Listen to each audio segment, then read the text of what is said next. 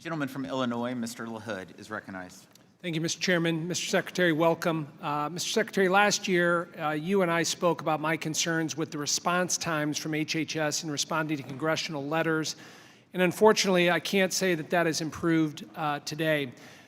Just this afternoon, I received a letter that I sent asking for a response 5 months ago. And I don't find it a coincidence that I received a response today when you're appearing before this committee. As we all know, Mr. Secretary, workforce challenges are a major concern across industries, but particularly within the healthcare community. This is why last Congress I introduced a bipartisan bill called the TRAIN Act, along with Representative Blunt Rochester of Delaware, which became law at the end of last year.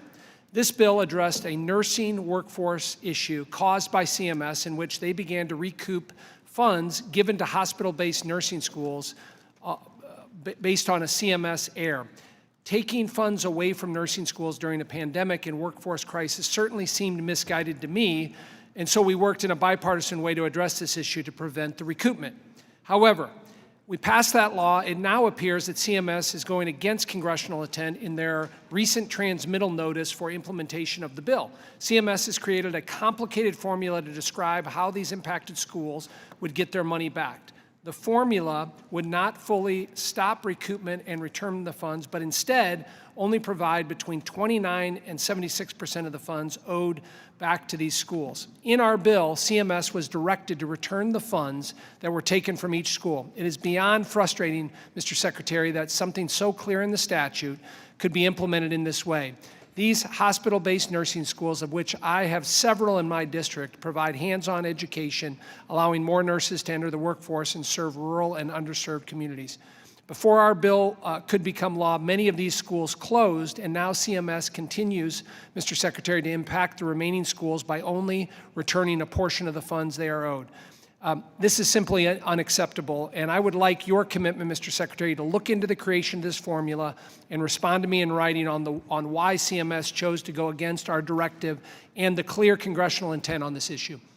Congressman, let me do this. I will call, why don't we, after this hearing, I will try to reach out to you and have specific conversation. You let me know who from CMS you want to have on that conversation, and then let's follow up so we can make sure that we're following the intent the way it should be. Thank you. Mr. Secretary, in my remaining time here, I would also like to comment briefly on my concerns with CMS determination on coverage with evidence development, CED requirements for Alzheimer's treatments.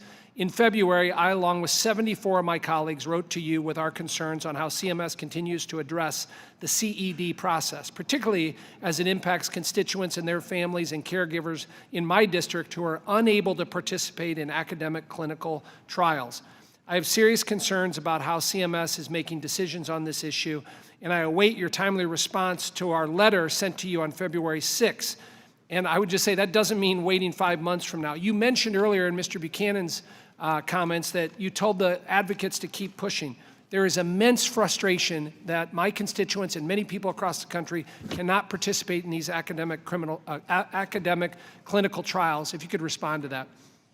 Yeah, and we're trying to make sure that we do provide for a diversity of participation in these trials. Oftentimes we find that folks in rural America don't get to participate in trials. Folks in some urban poor areas of America don't get asked to participate. So we're trying to make sure that those who will participate include those from all parts of our country. We can do everything we can within the clinical trials, but at the end of the day, it's the investigators who have to make sure that they're pursuing folks to participate.